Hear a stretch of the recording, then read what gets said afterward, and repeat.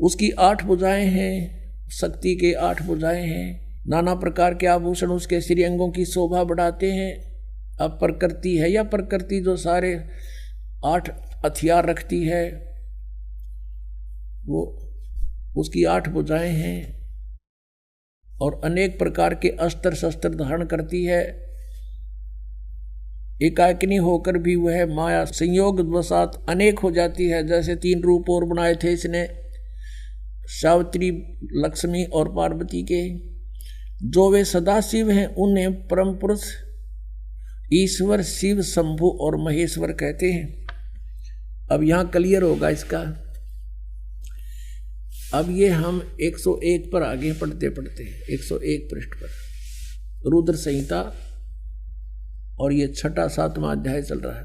वे अपने सारे अंगों पर भस्म रमाए रहते हैं। उन काल रूपी ब्रह्म ने, हो गया क्लियर, वो काल रूपी ब्रह्म है, ब्रह्मा विष्णु महेश का जो पिता है, दुर्गा का पति है। काल रूपी ब्रह्म ने एक ही समय में शक्ति के साथ, नाथ नहीं है, शक्ति के साथ शिवलोक नामक क्षेत्र का निर्माण किया था। उस उत्तम क्षेत्र को काशी कहते हैं। वे प्रिया और प्रियतम रूप, वे दोनों पति पत्नी के रूप में शक्ति और शिव, दुर्गा और ये काल रूपी ब्रह्म जो परमानंद स्वरूप है, उस मनोरथ क्षेत्र में नित्य निवास करते हैं।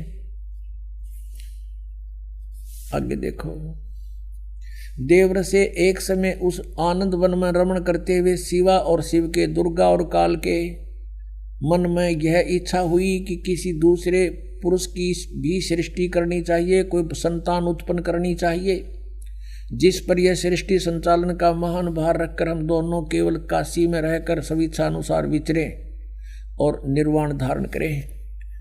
ऐसा निश्चय करके शक्ति सहित सर्वव्यापी परमेश्वर शिव ने, काल रूपी ब्रह्म ने अपने वाम भाग के 10वें अंग पर अमृत मल दिया, यानी पति पत्नी व्यवहार किया। फिर तो वहां से एक पुरुष प्रकट हुआ, यानी पुत्र।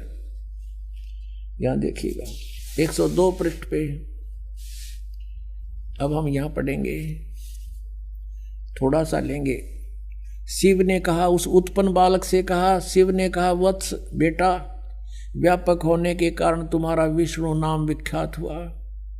अब दुर्गा और काल से विष्णु का जन्म सिद्ध हुआ। अब देखिए ये 6वां अध्याय समाप्त हुआ। अब 7वें में आते हैं। ब्रह्मा जी कहते हैं देवर से,